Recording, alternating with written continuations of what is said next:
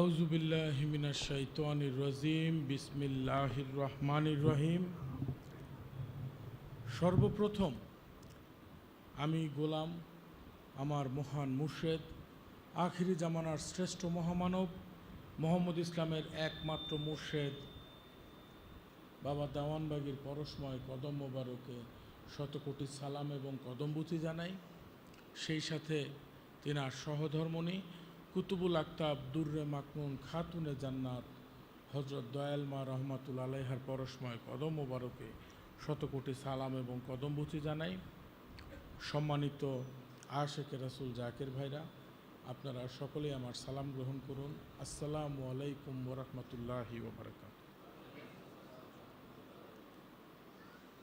সম্মানিত ভাইরা, আপনারা সকলেই আমার পক্ষ থেকে গ্রহণ করুন ঈদ মোবারক।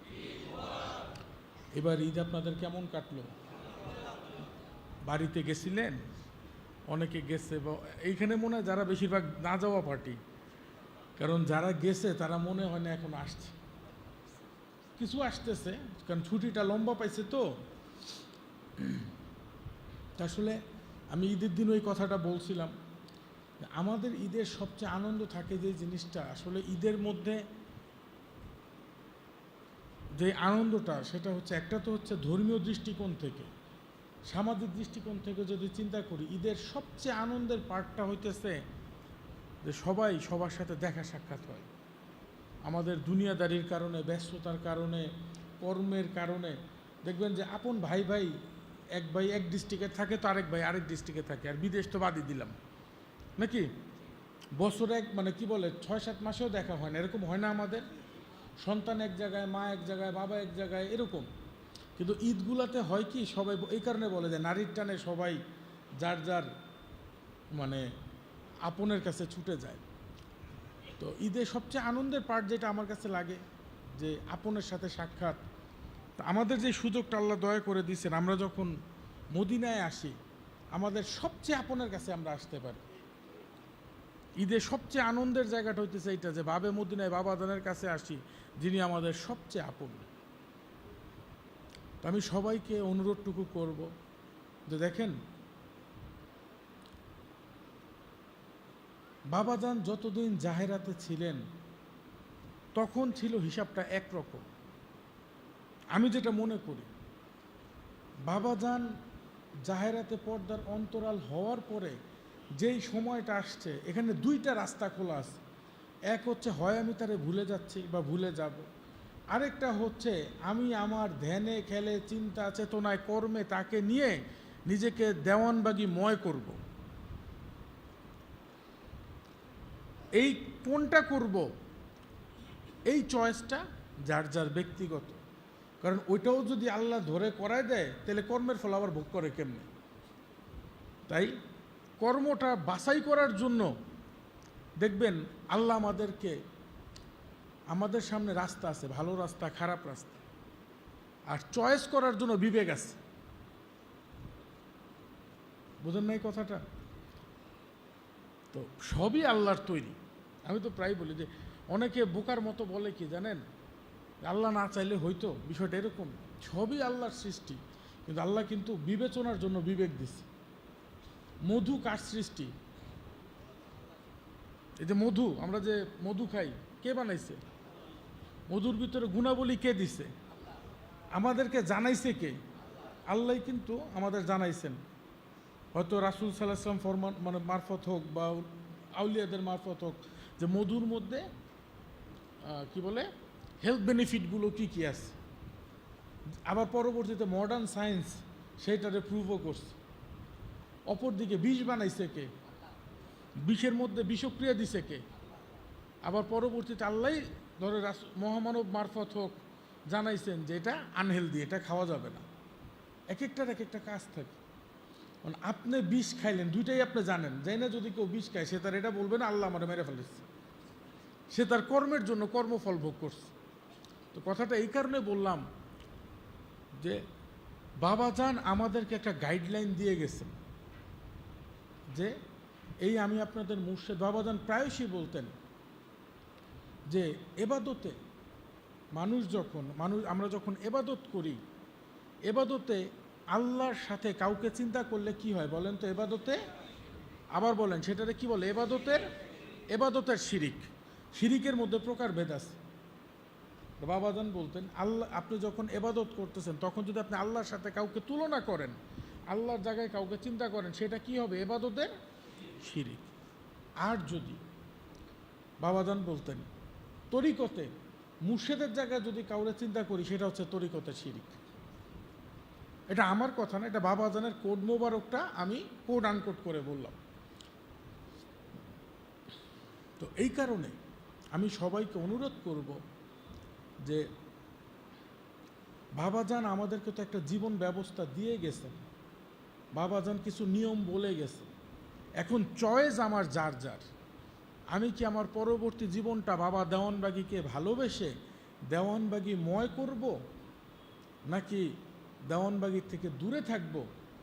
এই কর্মটা আমার এবং কর্মফলও আমার। আমি কি ভুল কিছু বললাম? আমি সবাইকে অনুরোধটুকু করি যে দেখেন, বাবাজানকে যদি আমরা ধরে রাখতে পারি,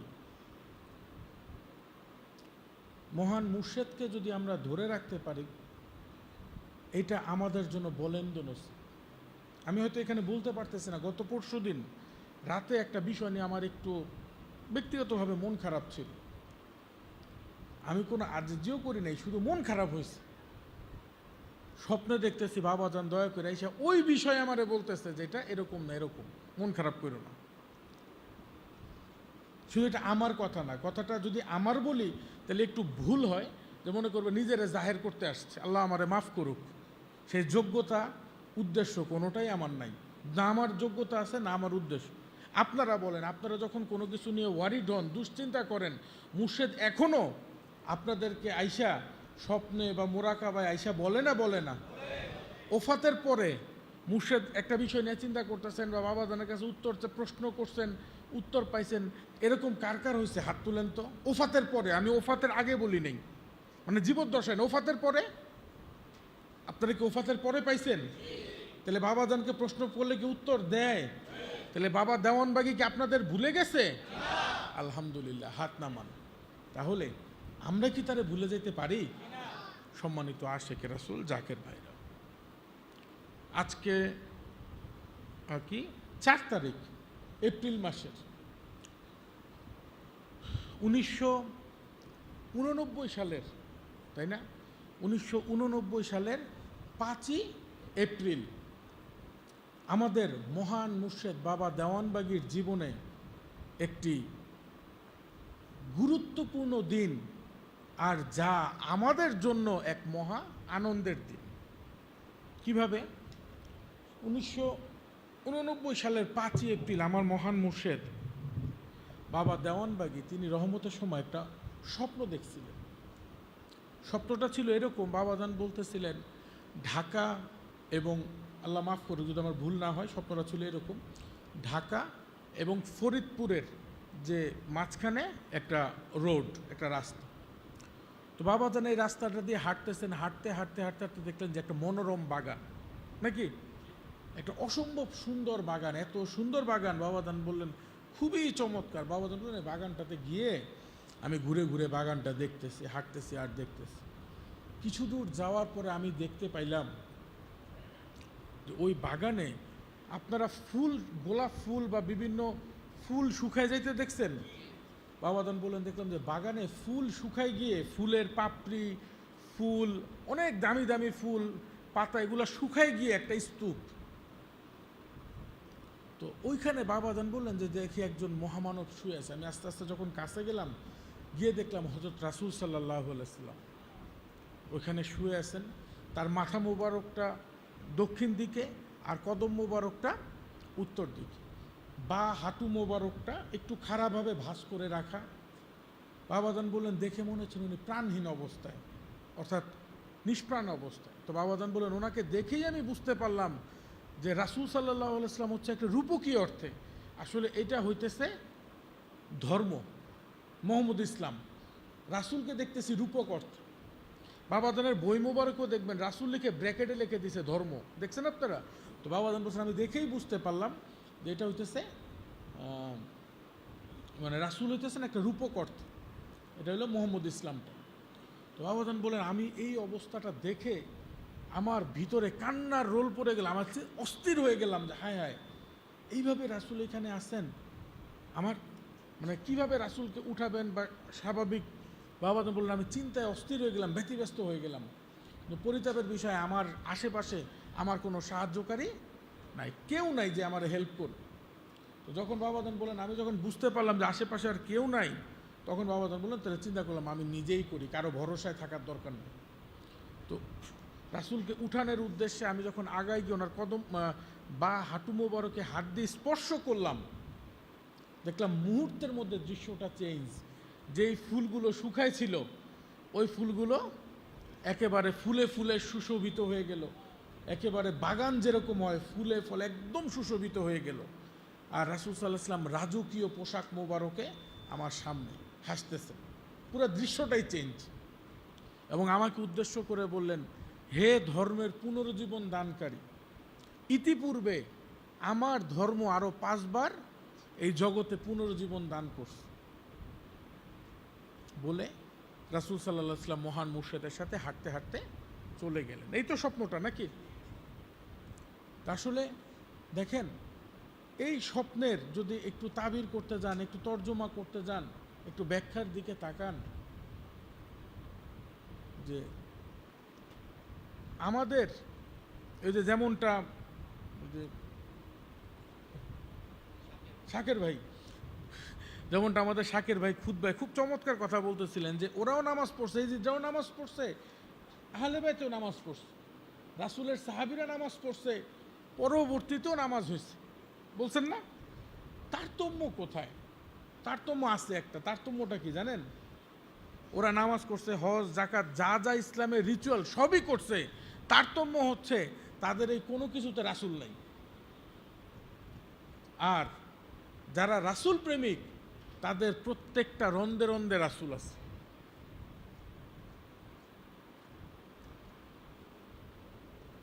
দেখেন, একটা হচ্ছে আজান দিছে, ওয়াক্ত হয়েছে নামাজ পড়তে যাওয়া, আর রাসূলের চরিত্র ধারণ করার জন্য নামাজ পড়া, দুই নামাজ কি সমান?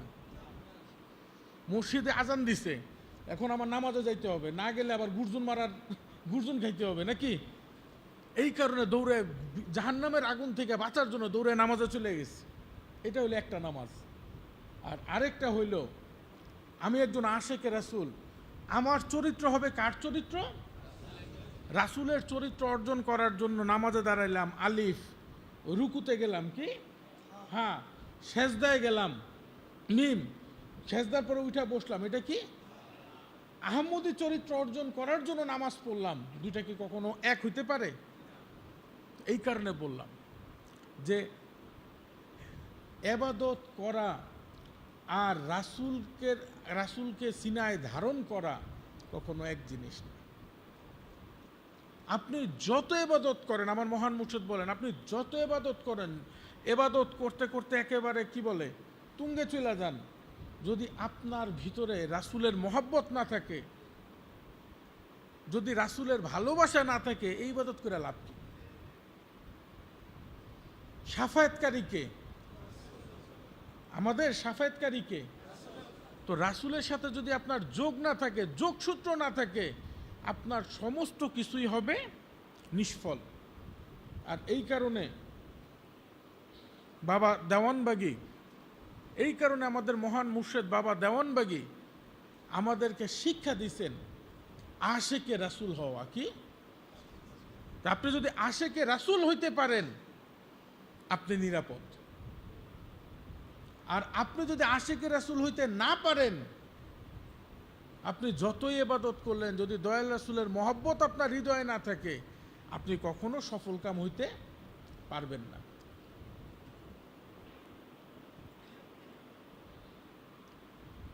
আমি যখন একটা গ্রন্থ লিখি, আমার দ্বিতীয় বইটা, আসলে এই বইটাই আমার প্রথম বই, স্মৃতি মোবারক, এই বইটা যখন আমি লিখি, এটাই প্রথম বই ছিল, কিন্তু বইটা ব্যাপকতার কারণে পরে আমি আরেকটা বই বাইর করে, ওই যে সুফি সম্রাটের জবানবন্দি, ওই বইটাকে আমরা প্রথম বের করছি, আর এরপরে বের হয়েছে এই বইটা। আসলে দেখবেন যে ইসলামের চক্রান্তগুলা কিভাবে। আসলে সত্যি কথা বলতে কি, হয়তো আমাদের সমাজে আমরা তো ইতিহাস জানি না।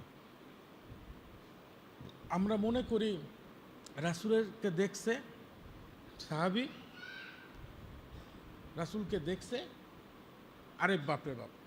কিন্তু বলেন তো, সম্মানিত কোন ব্যক্তি, যে রাসূলকে দেখছেন নাকি যে রাসূলকে হৃদয়ে ধারণ, রাসূলের চরিত্রে চরিত্রবান কে বলেন তো? এই কারণে দেখবেন আমাদের মুয়াবিয়া, ইয়াজিদ, এদেরকেও আমরা সাহাবী, কিন্তু তাদের মধ্যে কি রাসূলের চরিত্র পাওয়া যায়? আমার ধারণা হয়েছে, যেন যে বললাম যে বাবা জানের একটা বই আছে, কি জানি, এজিদের চক্রান্তে। ছোটকাল থেকে এই বই দেখছি, কিন্তু আমি নিজে বই লিখতে গিয়ে দেখলাম আসলে বইয়ের নামটা হওয়া উচিত ছিল মুয়াবিয়ার চক্রান্তে, কারণ এজিদ আরও পরে আসছে। একেবারে শুরুর থেকে যে চক্রান্তগুলো হওয়া শুরু হয়েছে তাই বললাম। তা আসলে আমি সবাইকে অনুরোধ করব যে আমরা যেন ধর্মের ইতিহাসগুলা জানি। আমি যদি আমার গোড়ার কথা না জানি, কে জানবে বলেন? আমি যদি আমার, অনেকে দেখবেন যে ইতিহাস পড়তে মানে পছন্দ করে না, কিন্তু বিশ্বাস করেন আমি নিজেও একজন হিস্ট্রির স্টুডেন্ট, বা এখনও টিচারেও তাই করি, যে ইতিহাস যদি আপনি না জানেন যে কিভাবে আসলো, কোত্থেকে আসলো। কারণ বাবাদান সবসময় বলতেন, যেই ব্যক্তি বন্ধুকে শত্রু মনে করে আর যে শত্রুকে বন্ধু মনে করে, দুজনই ক্ষতিগ্রস্ত হয়। তো ইতিহাসটা যদি আপনি তালাশ করেন, তাইলে দেখবেন যে কারা আমাদের বন্ধু, কারা আমাদের শত্রু, কারা রাসূলের আশেক আর কারা না। ইতিহাসটা যখন আপনি দেখবেন, তখন আপনি দেখতে পারবেন ধর্মের, শব্দটা কি বলে জানি, ভিত্তিপ্রস্তর না? আপনি দেখবেন ইসলামের ধর্মের ভিত্তিপ্রস্তর স্থাপন হয়েছে, ধর্ম দাঁড়ায় আছে রাসূলের মহব্বতে। এরপরে আনুষাঙ্গিক, কারণ ইসলামিক যত বিধিবিধানগুলো আছে, এই যে ইসলামের যতগুলো বিধিবিধান আছে, নামাজ, রোজা, হজ, যাকাত, এগুলা শুরুর দিকে কোনোটা ম্যান্ডেটরি ছিল না, কখনো করতো, কখনো এমন ঘটনা পাওয়া যায় যে প্রাথমিক অবস্থায় রাসূল বা সাহাবীরা নামাজ পড়তেন, কিন্তু ম্যান্ডেটরি না, মানে ফরজ না, পড়তেন আল্লাহ শুকরিয়ার জন্য, শুকরিয়া আদায় করার জন্য। রোজা, হজ, যাকাত, এই যে প্রত্যেকটা জিনিস, এগুলো আসছে কবে থেকে বলেন তো? লাইলাত কি বলে, মেরাজের পর থেকে। কবে থেকে? তো রাসূলের নবুয়ত প্রাপ্তি কত বছর বয়সে? কত? মেরাজ কত বছর বয়সে? কত বছর মাঝখানে? এই 12 বছর সাহাবীরা কি করছে? কোনোটাই তো, কোনো ইবাদত তো ম্যান্ডেটরি না। একটু গভীরভাবে চিন্তা করেন, তখন তারা বিশ্বাস স্থাপন করছে রাসূলের উপরে, কারণ তখন শুধু কালেমা ছিল। তখন তারা লা ইলাহা ইল্লাল্লাহ, রাসূলের, প্রথমে রাসূলের উপরে ঈমান আনছে, এবং রাসূলের কথা ঈমান আনছে কার উপরে? আল্লাহর উপরে। কারণ কালেমা পড়ার আগে রাসূলের উপরে ঈমান আনাটা সবচেয়ে জরুরি। কারণ তৎকালীন আরবে চিন্তা করেন, যেই আরবরা মূর্তি পূজা করতো, অনেক আরবরা বলতো আমরা মুহাম্মদের কথায় যাব কেন, আমরা যার ইবাদত করি তারা তো দেখা যায়, আর মুহাম্মদ যার কথা বলে তারা তো দেখাও যায় না। তাহলে প্রথমে রাসূলের উপর ঈমান আনতে হয়েছে, এবং পরবর্তীতে রাসূলের উপর ঈমান আনা, রাসূল যার সাক্ষ্য দিয়েছেন তার উপর ঈমান আনতে হয়েছে, মানে অর্থাৎ কার উপরে? আল্লাহর উপরে। তাহলে কথাটা যদি আমি এইভাবে বলি, ইসলামের প্রথম 12 বছর, 40 থেকে 52 পর্যন্ত কোন ইবাদত ম্যান্ডেটরি না, তখন একটাই ইবাদত ছিল, রাসূলকে ভালোবাসা, তার উপরে ঈমান কায়েম করা। এটা কি ভুল হবে? এইটাই ছিল ভিত্তি স্থাপন, এইটা দিয়ে আপনাকে মুমেন্ট বানাইছে। রাসূলের মহব্বতের কারণে যদি কেউ বলে নামাজ পড়া, রোজা রাইখা, হজ করে, আইয়ামে জাহিলিয়ার মানুষগুলা খারাপ থেকে ভালো হয়ে গেছে, মানে কি বলে, আইয়ামে জাহিলিয়ার মানুষরা আজ সাহাবিকার নুজুম হয়ে গেছে, যদি কেউ বলে, I am sorry to say, কথাটা ভুল হবে। কারণ এগুলো আসতে 12 বছর পরে। প্রথম 12 বছর সেফ রাসূলের মহব্বতের কারণে, দয়াল রাসূলকে ভালোবাসার কারণেই তারা কি হয়েছিল? আদর্শে চরিত্রবান। যখন তারা চরিত্রবান হয়েছে, এরপরে তাদের জন্য বিধান আসছে, তুমি এখন নামাজ পড়ো, তুমি আল্লাহরে পাইছো, এবার নামাজ পড়ো, রোজা করো, হজ করো, যাকাত দাও, নাকি? আমি কি যদি কথাটা বলি যে প্রথম ম্যান্ডেটরিটা ছিল রাসূলের মহব্বত, এটা কি ভুল হবে? তাহলে ওই যেই কথাটা বললাম, ধর্মের ভিত্তি স্থাপন দাঁড়ায় আছে, ধর্মের স্থাপনা দাঁড়ায় আছে দয়াল রাসূলের মহব্বতের উপরে। আর পরবর্তীতে রাসূলের ইন্তেকালের পরে ইসলামের যত পেশ গোছ, পরবর্তীতে তো মুয়াবিয়া যা যা করছে, এবং পরবর্তীতে কারবালায় কত জানি 61-তে না, কারবালায় যে নির্মম ঘটনা ঘটছে, এতে মোহাম্মদ ইসলাম, এই কারণে আমার সম্ভবত আল্লামা ইকবাল বলছিলেন না, আমার যদি ভুল না হয়, উনি মনে হয় বলছিলেন যে ইসলাম শুরু হয়েছে, ইসলামের জন্ম হয়েছে কোথায়? মক্কায়। প্রচার হয়েছে কোথায়? মদিনায়। ইসলাম রোগাক্রান্ত হয়েছে কোথায়? কুফায়। আর ইসলাম মৃত্যুবরণ করছে, কবরস্থ হয়েছে কোথায়? কারবালায়। তো কথাটা এই কারণে বললাম যে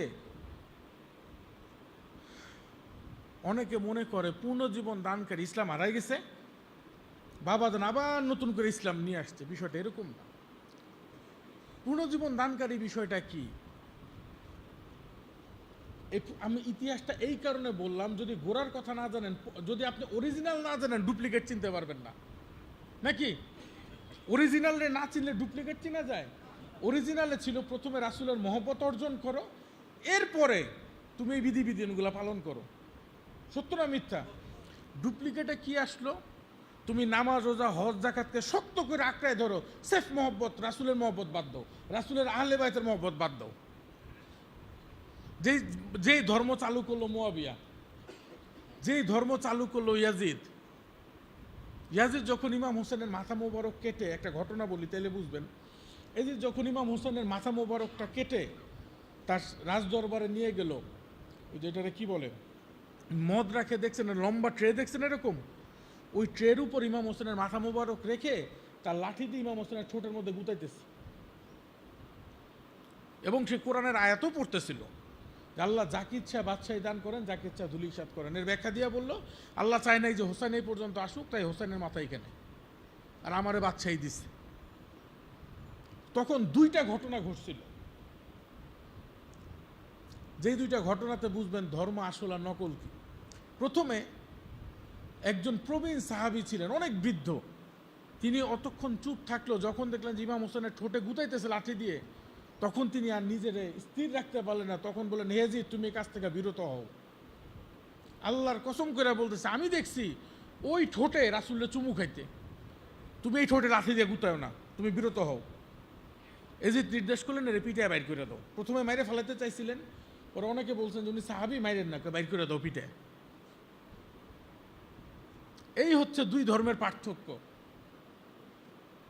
আর দ্বিতীয় যদি বলেন, তার কিছুক্ষণ পরে একজন খ্রিস্টান পাদ্রী এজিদের রাজদরবারে আসে, সে আসলে ধর্ম সম্পর্কে কিছুই জানে না, সে খ্রিস্টান, সে আমাদের মুসলিম ধর্ম সম্পর্কে তার জানার কথাও না। সে আসছেন, আইসা দেখতেছেন পুরা রাজদরবারে সবাইরে স্বর্ণের কয়েন দিচ্ছে, নতুন কাপড় দিচ্ছে, ভালো ভালো খাবার দিচ্ছে, মানে আনন্দ চলতেছে। তো সে জিজ্ঞেস করলো যে তোমাদের রাজদরবারে আনন্দ কিসের? তখন একজন তারে জানাইলো যে আমাদের যে বাদশা আছে তার শত্রুরে বধ করা হয়েছে, হত্যা করা হয়েছে, এটার আনন্দ।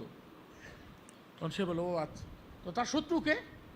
সে কিন্তু কিছুই জানে না, হোসাইনকে কিছুই জানে না। বললো তার শত্রুকে? বললো হোসাইন। তো বললো হোসাইনকে? তো বলতেছে যে আমাদের যে নবী আছে তার দৌহিত্র। এটা শুনে সে সরাসরি রাজার এজিদের কাছে গেছে, গিয়ে বললো, হে ইয়াজিদ, তোমার একটা কথা বলি, আমি খ্রিস্টান ধর্মের একজন অনুসারী। যখন আমাদের দেশে হজরত ঈসা আলাইহিস সালামের 12 জন কি বলে জানি হাওয়ারি না হাওয়ারি ছিলেন, অর্থাৎ আমি যদি বলি ওনার 12 জন খাস অনুসারী, মানে একটু বলে নেই তো বুঝবেন, ঈসা আলাইহিস সালামের 12 জন খাস অনুসারী ছিলেন, যাদেরকে হাওয়ারি বলা হইত। ঈসা আলাইহিস সালামের ইন্তেকালের পরে ওনারা ঈসা আলাইহিস সালামের মেসেজগুলো নিয়ে, ঈসা আলাইহিস সালামের শিক্ষা নিয়ে ওনারা 12টা জায়গায় চলে গেছিল। ওই 12 জায়গার থেকে তারা ঈসা আলাইহিস সালামের আদর্শ প্রচার করছে। বুঝাইতে পারছি? এই 12 জনকে কি বলা হইতো? হাওয়ারি। উনি বলতেছিলেন যে আমাদের দেশে হযরত ঈসা আলাইহিস সালাম আসেন নাই, তার একজন হাওয়ারি আসছে। তো সেই হাওয়ারি যে গাধার পিঠে চড়ে আসছিল, সেই গাধার খুর, চামড়া, হাড় আমরা এখনো সংরক্ষণ করে দিয়েছি ওই হাওয়ারির সম্মানার্থে। আর তুমি তোমার নবীর নাতিনে মেরে ফেলাইছো, ধিক্কার জানাই তোমারে, তুমি কত বড় অমানুষ। এটা বলার সাথে সাথে এজিদ বললে এরে হত্যা করো। তখন সে হাসতেছে আর বলতেছে, আজকে তোমাদের ধর্মের নবী আমার স্বপ্নে আসছিল, আইসা বলছেন যে আজকে তোমার দুনিয়ার দিন শেষ, আমার সাথে জীবন শুরু, আমি হত্যা হওয়ার জন্যই আসছি, আমার হত্যা করো, কোনো আপত্তি নেই। তো এই কারণে বললাম, এই দুইটা ঘটনা থেকে যেটা আমরা বুঝি যে ধর্ম এইভাবে পরিবর্তিত হয়েছে। রাসূলের যুগে রাসূল ও আহলে বায়েতের মহব্বতে ছিল ধর্ম। যেই আহলে বায়েত, ইমাম হোসেন কারবালায় বলতেছিল তোমরা আমাকে হত্যা করবা, যে আমরা পড়ি ওয়া আলে মোহাম্মদ, নামাজে পড়ি না কামা সাল্লাল্লাহু আলা ইব্রাহিম ওয়া আলে মোহাম্মদ পড়ি না। ইমাম হোসেন বলতেছিলেন তোমরা আমারে হত্যা করবা। যেই রাসূল ও তার আহলের উপরে দুরূদ না পড়লে তোমাদের নামাজ হয় না, তোমরা তারে হত্যা করবা? তারে হত্যা করতে আসছো? আমরা তারেই হত্যা করছি। যেই আহলের উপরে, অর্থাৎ যেই নবীর বংশধরের উপরে দুরূদ না পড়লে নামাজ হয় না, তাদেরকে যারা হত্যা করছে, তারা যেই ধর্মটা দেয়, সেই ধর্মে নামাজ থাকে, রোজা থাকে, হজ থাকে, জাকাত থাকে, সব থাকে, খালি রাসূলের মহব্বত থাকে না। আর বাবা দেওয়ানবাগী নতুন ধর্ম আনে নাই, তিনি সেই নামাজ রোজার মধ্যেই, নামাজ রোজা হজ জাকাতের মধ্যে পুনরায় রাসূলের মহব্বত স্থাপন করছেন আশেকে রাসূল হওয়ার মাধ্যমে। এইভাবেই তিনি ধর্মের পুনরুজ্জীবন দান করছেন। আমি কি বুঝাইতে পারছি? বাবাজানের সময় চিন্তা করেন, বাবাজানও নামাজ পাইছে, রোজা হজ জাকাত সব কিছু পাইছে, তো বাবাজান পায় নাই সেটা কি জানেন? দেখে যে রাসূলের কোনো মহব্বত নাই, রাসূলের উপরে দুরূদ নাই। বাবাজান দেখে আল্লাহ নিরাকার, বাবাজান দেখে রাসূলের উপরে মিলাদ নাই, রাসূলের মহব্বত নাই। বাবাজান চিন্তা করেন ধর্মের খাঁচা আছে, ধর্মে প্রাণ নাই। আর এই ধর্মের প্রাণ কে বলেন তো? নামাজ রোজা হজ জাকাত প্রত্যেকটা হইতেছে ধর্মের এক একটা স্তম্ভ, পিলার। আর এই পিলারের, এই বাড়িটার ভিতরে প্রাণ, যে মানুষটা বাড়ির ভিতরে, বাড়ির প্রাণ কে বলেন তো? বাবাজান সেই রাসূলের মহব্বত আমাদের জীবনে স্থাপন করে আমাদেরকে আশেকে রাসূলের দাওয়াত দিছে। পরিষ্কার না? পরিষ্কার না?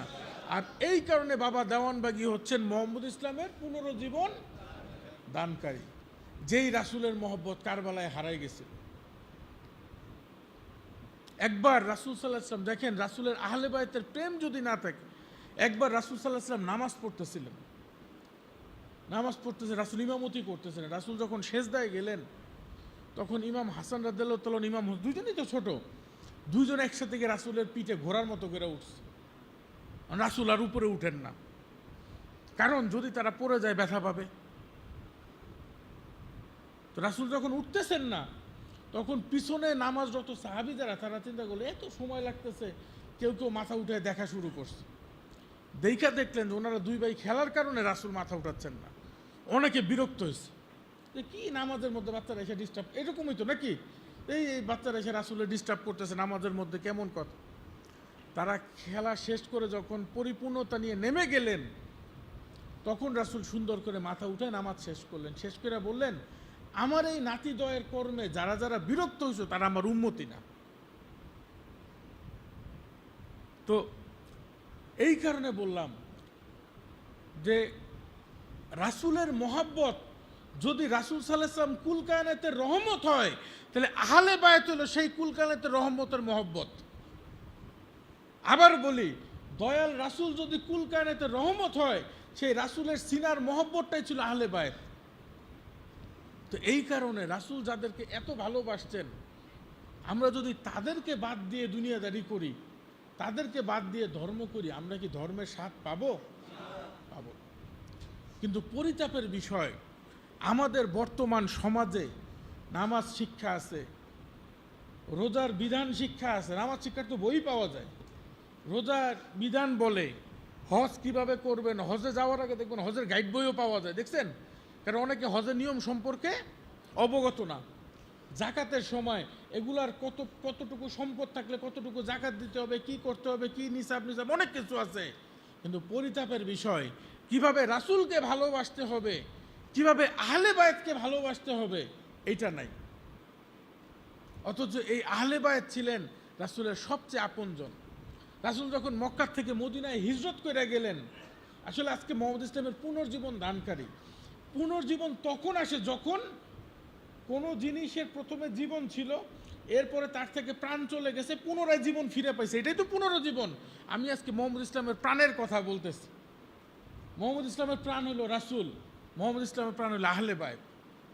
হযরত রাসূল সাল্লাল্লাহু আলাইহি ওয়াসাল্লাম মক্কা থেকে যখন মদিনায় হিজরত করে গেলেন, হিজরত করে যাওয়ার পরে, এটা বোধহয় আপনারা জানেন যে হিজরত করে যাওয়ার পরে সাহাবীরা, মানে অনেকে তো রাসূলের সাথে হিজরত করার কারণে নিজের পিতামাতা, নিজের স্ত্রী, নিজের পরিবার সব মক্কায় রেখে মদিনায় গেছে, জানেন তো এটা নাকি? তো সাহাবীদের মন টন খারাপ। আর সবচেয়ে বড় কথা কি, নতুন জায়গায় গিয়া কাউরে চিনে না। আপনি দেখবেন আজকে আপনি ঢাকায় থাকেন, হঠাৎ করে যদি আপনি আরেক ডিস্ট্রিক্টে পাঠায় দেয়, ওখানে গিয়ে আপনার ভাই নাই, বন্ধু নাই, কিছুই নাই, বিপদে পড়বেন না? তো ওইখানে গিয়ে সাহাবীরা কাউরে চিনে না, সবার মন মরা। তখন রাসূল বললেন যে ঠিক আছে, আমি একটা কাজ করি, তোমাদেরকে একটা করে ভাই নির্বাচন করে দেই। মক্কা থেকে যারা আসছো, মদিনার থেকে একজন লোককে তোমার ভাই বানাই দিব। বুঝলেন না এই কথাটা? সাহাবীরা খুব খুশি। তো রাসূল একটা আয়োজন করলেন, একদিকে মক্কাবাসীর, মক্কার হিজরত করা সাহাবীরা বসলেন, আরেকদিকে মদিনার যারা, মক্কার থেকে যারা আসলেন তাদেরকে বলা হইতো মুজাহির, কি জানি, মুহাজির। আর যারা মদিনার ছিলেন তারা ছিলেন আনসার।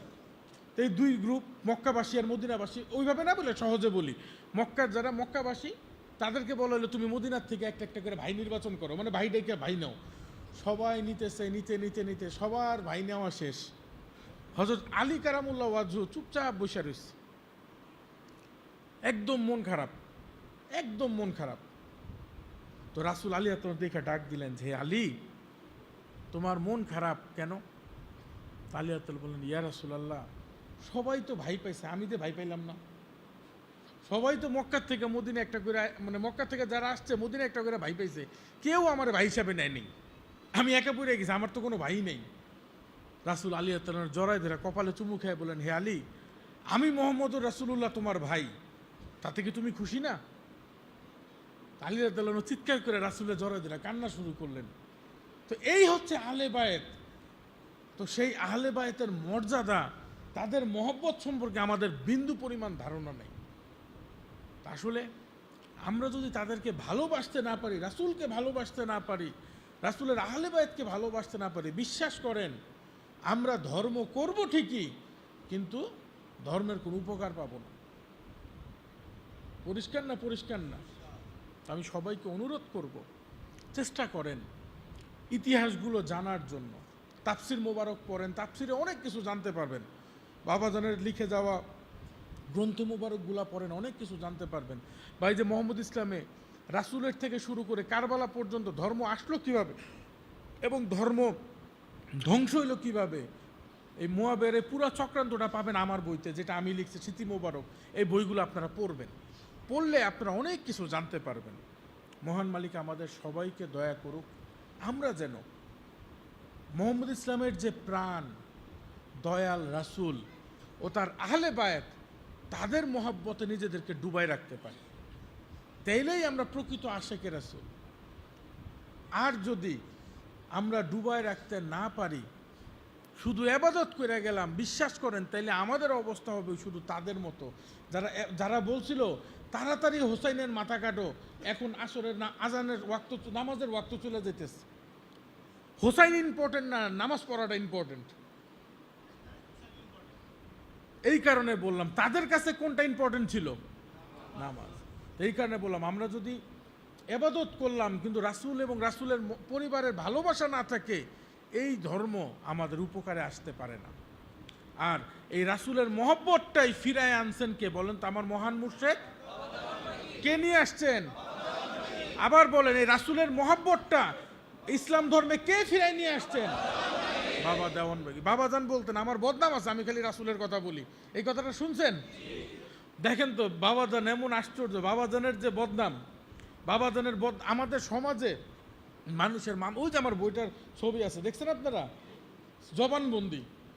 তো দেখবেন আমাদের সমাজে যারা মামলা খায়, চুরি করে মামলা খাইছে, খুন করে মামলা খাইছে, ধর্ষণ করে মামলা খাইছে, আরেক বেটার জমি লুট করে মামলা খাইছে, নাকি? মামলার কারণ এগুলা। বাবাজান মামলা খাইছে কিসে নিয়ে? আল্লাহরে দেখা নিয়ে।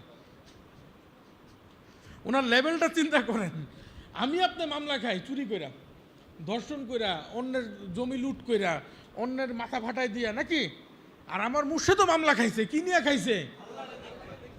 আমার আপনার নামে বদনাম হয়, আমাদের চরিত্র ভালো না, অমুকের সাথে গ্যাঞ্জাম করছি, মদ খাইছি, হ্যান করছি, ত্যান করছি, অনেক কিছু। আমার মুর্শিদের বদনাম, সে খালি রাসূলের কথা বলে। পরিষ্কার না? পরিষ্কার না? তাইলে এমন বদনাম হইতে পারে, সাত কপালের ভাগ্য, এটা সবার ভাগ্যে জোটে না। দেওয়ানবাগির কপালেই হয়েছে, এটা সবার ভাগ্যে হয় না। দুনিয়াতে একটা মানুষ দেখুন আল্লাহরে দেখে মামলা খাইছে, একটা বাইর করে আনেন। জেলখানায় যান, আসামির অভাব নাই। জিজ্ঞেস করেন তুমি কেন আসছো, কেন আসছো। কিছু কিছু আসামির তো রেকর্ড শুনলে দৌড় মারতে ইচ্ছা হয়, যে যেই ভয়ঙ্কর ব্যাপার। কিন্তু বাবা দেওয়ানবাগিও মামলা খাইছেন, এটা আপনাদের গর্ব। উনি আল্লাহরে দেখে মামলা খাইছেন। পরিষ্কার না? পরিষ্কার না? মানুষজনের বাড়ি ঘরে আগুন লাগায় দেয়, ভাঙ্গা চুইরা দেয়, দেখছেন এরকম? পারিবারিক শত্রুতার কারণে, রাজনৈতিক শত্রুতার কারণে, অথবা মনে করেন ওই যে অনেক সময় রাজনৈতিক ধর্মীয় রসানলে ফেলায়, দেখছেন এরকম? বাবা দেওয়ানবাগির বাড়ি ঘরে আগুন লাগাইছে, কেন? সে আল্লাহরে দেখছে। এই কারণে বললাম যে আল্লাহরে দেখা এটা জগতে কেউ বলতোই না। দেখেন আসলে কথাটা এই কারণে বলি, এই বাংলাদেশে বাবা জানের পূর্বে পীর আউলিয়া মাশায়েখ দয়া করে আসছেন না আসেন নাই? সবাই তো আল্লাহরে দেখছে, স্বীকার করে নাই সবাই, দেখছে তো। না দেখলে আবার অলি আল্লাহ হয় কেমনে? অলি আল্লাহ কিন্তু মানে অলি আল্লাহ কিন্তু, বুঝেন নাই কথাটা? আল্লাহর সাথে অলি আল্লাহ মানে আল্লাহর বন্ধু, যার সাথে খুব ক্লিয়ার একটা হিসাব বলি, দুই দুই কি? যার সাথে আল্লাহর যোগাযোগ আছে সে, যার সাথে যোগাযোগ নাই সে যত জাহের করুক সে কিছুই না। আমি কি বুঝাইতে পারছি? অলি আল্লাহর বেশভূষা ম্যাটার করে না। আপনি দেখবেন যেমন ওই যে বাবাজান একদিন কয়েকদিন আগে ঘটনা বলছিল যে অলি আল্লাহর বেশভূষা ম্যাটার করে না। মানে একজন অলি আল্লাহ তিনি সবসময় দেখা গেছে সিরা কাপড় টাপড় পরে থাকে, একদম সাধারণ, বলছিল না বাবাজান? তো দুইজন আলেম গেছিলেন তার সাথে, আমি সংক্ষেপে বলতেছি, তার সাথে দেখা করতে। এই দুইজন আলেম যে তার সাথে দেখা করতে গেছে, তারাও জানে না ওনার নামটা কি জানি ছিল, লালপীর। তারা বলতেছে লালপীর কে? কারণ সে আর কিছু বলে নাই, বাসায় নিয়ে তাদেরকে খাওয়া দাওয়া করাইছে। সে বলে আরে ভাই নাস্তা পরে দেন, আগে বলেন লালপীর কে। পরে সে বলে যে লোকে আমার এই লালপীর বলে, এরকম কোনো বেশভূষা নাই, পীর একটা ব্যাপার। তখন তারা বিভিন্ন তরিকত তার সাথে কথা বলতে বলতে তখন দেখলেন এই যে ভালো কথা বলতেছে, যখন তারা দুইজন মুহাদ্দিস যে হাদিস বলে, কিছু হাদিস বললে সে খুব খুশি হয়ে যায়, তাদেরকে প্রশংসা করে, ভালো বলছেন। আবার কিছু হাদিস বললে রাগ দেয়, এটা কি বললো এগুলো, উল্টাপাল্টা ধমক দেয়। তো পরবর্তীতে তারা জানতে চাইলো যে হজরত এটার মাজরা কি, এটার মহত্ব কি? কখনো আমরা হাদিস বলে আপনি রাগ হন, আর কখনো আপনি কি আমাদের প্রতি খুশি হন, কারণ কি? তখন বলে না কিছু না, এটা আমি এমনিই বলছি। এমন তারা বলে না আপনি তো এমনি বলেন নাই। বারবার জিজ্ঞেস করতে করতে করতে অনেকক্ষণ গুতানের পরে সে বলল, তোমরা যখন হাদিস বলো যেই হাদিসটা শুদ্ধ, ওইটা যখন বলো তখন দেখি রাসূল আমার দিকে তাকায় হাসতেছে, আর যেই হাদিস শুদ্ধ না তখন দেখি রাসূলের চেহারা মোবারক বেজার হয়ে গেছে। তো এখন দেখেন তার পোশাক দেখে তো পছন্দই হয়নি। কিসের পীর? পীরই মানতে রাজি না, এই আলেম ওলামারা পীরই মানতে রাজি না। কিন্তু সে যে নিয়ামত অর্জন করছে সেটা কি তাদের আছে? তো এই কারণে বললাম আল্লাহর সাথে যোগাযোগটা সবচেয়ে জরুরি। যিনি ওলি আল্লাহ তার সাথে কি থাকবে, আর যিনি ওলি আল্লাহ না তার সাথে আল্লাহর কোনো যোগাযোগ নাই। তো এই কারণে যিনি ওলি আল্লাহ তিনি আল্লাহ, এক কথায় যদি বলি ইন এ ওয়ার্ড, এক কথায় বললে যিনি ওলি আল্লাহ তিনি আল্লাহর ইচ্ছায় চলে, যিনি ওলি আল্লাহ না সে নিজের ইচ্ছায় চলে। বেসিক যদি বলেন এইটুকু পার্থক্য।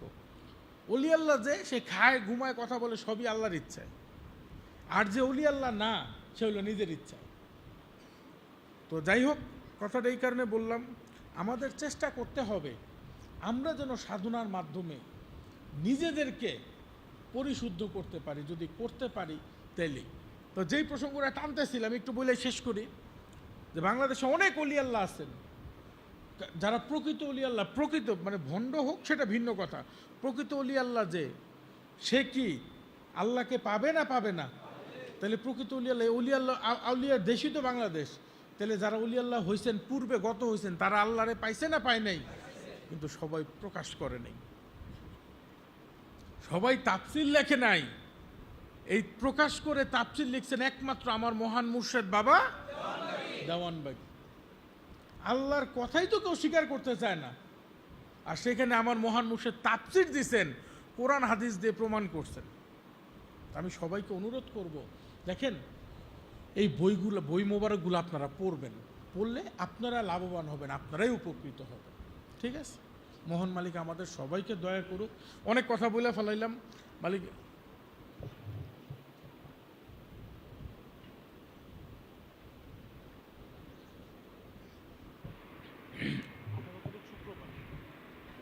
সম্মানিত ভাইরা, একটি ঘোষণা, আগামী আমাদের কিন্তু বাবাজানের নিয়ম অনুযায়ী আমাদের ধর্মের, আমি কিন্তু প্রায় বলছি যে আমাদের মোহাম্মদ ইসলামে একটা দাড়ি কমা বসানোর মতো কারো ক্ষমতা বা যোগ্যতা নাই, ওটা বাবা দেওয়ানবাগী দিয়ে গেছেন।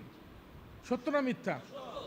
তো এখন বাবাজানের শিক্ষা অনুযায়ী আগামী মানে রমজান মাসের পরে যে প্রথম শাওয়াল মাসের পূর্ণিমায় যে আমরা মহান মুর্শেদকে দেখছি, সেটা কিন্তু আমাদের সবচেয়ে বড় অনুষ্ঠান।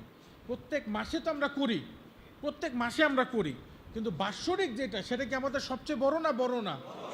তো আগামী পূর্ণিমার তারিখ হইতেছে 13ই এপ্রিল। আগামী পূর্ণিমার তারিখটা কবে? 13ই এপ্রিল। দেখেন এই অনুষ্ঠানটা প্রথম দিকে আমার মহান মুর্শেদ কিন্তু 1 বছর বা 2 বছর, আমার যতটুকু মনে পড়ে, তাই না, 1-2 বছর মনে হয় রাতে করছিলেন, কিন্তু পরবর্তীতে আপনাদের সবার সুবিধার কথা চিন্তা কইরা বাবাজান পরে অনুষ্ঠানটা নিকটস্থ শুক্রবারে দিয়ে দিছিলেন, মনে আছে? তো আমরাও মুর্শেদের সেই নিয়ম অনুযায়ী করব। তো যেহেতু 13 তারিখে আগামী 13ই এপ্রিল পূর্ণিমার তারিখ, অর্থাৎ পূর্ণিমা, ওই দিন আমরা যেই কাজটা করতে পারি, আমরা যার যার বাসায় থেকে সারা রাত ইবাদত বন্দিগিতে পার করতে পারি না? পারি না? কি বলেন, পারি না? পারি না? ওই রাতটা আমরা সারাটা রাত যার যার বাসায় থেকে মোরাকাবা করা, মানে লাইলাতুল কদর বরাত আমরা যেভাবে পালন করি, সারাটা রাত আমরা ইবাদত করতে পারি না? পারি না? আর প্রয়োজনে মালিক যদি দয়া করে, আমরা প্রত্যেক বুধবার যেভাবে অনলাইনে প্রোগ্রাম করি, আমরা ওই দিন মনে করেন সন্ধ্যা থেকে রাত 12টা পর্যন্ত বাবাজানের বয়ান দিয়ে অনলাইনে প্রোগ্রাম করলাম, কেমন হয়? রাত 12টার পরে আমরা অফ করে দিলাম, আপনাদেরকে সুযোগ দিলাম, আপনারা নিজেদের মতো ইবাদত বন্দেগী করলেন। আর এটা হইতেছে পূর্ণিমার তারিখ বললাম, আর তার নিকটস্থ শুক্রবার হইতেছে 18 তারিখ, অর্থাৎ তার পরবর্তী শুক্রবার, নাকি? এই 18 তারিখে আপনারা সবাই চলে আসলেন, আমরা এখানে একটা সম্মিলন করলাম, কেমন হয়?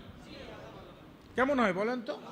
18 তারিখে আপনারা চলে আসলেন, পূর্ণিমার চাঁদে বাবা দেওয়ানবাগীর জীবন্ত প্রতিচ্ছবির বাৎসরিক অনুষ্ঠান করলাম, কেমন হবে?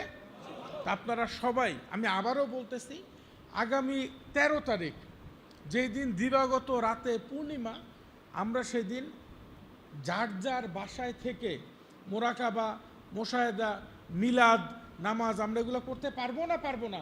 সারাটা রাত আমরা বাবাজানের খেয়াল আল্লাহ শুকরিয়া করলাম, বাসায় শুকরানা নামাজ পড়লেন, মিলাদ পড়লেন, মোরাকাবা করলেন। এই দিনের উসিলায় আমরা ঢাকা শহরে যারা থাকি, বাসায় ছাদটা কম বেশি সবারই আছে, ছাদে গিয়ে একটু পূর্ণিমার চাঁদ মোবারকটা দেখলেন, এইভাবে কাটাইলাম। আর তার নিকটস্থ শুক্রবার অর্থাৎ 18 তারিখ আমরা সেন্ট্রালি পূর্ণিমার চাঁদে বাবা দেওয়ানবাগীর জীবন্ত প্রতিচ্ছবির বাৎসরিক অনুষ্ঠান করলাম, ঠিক আছে?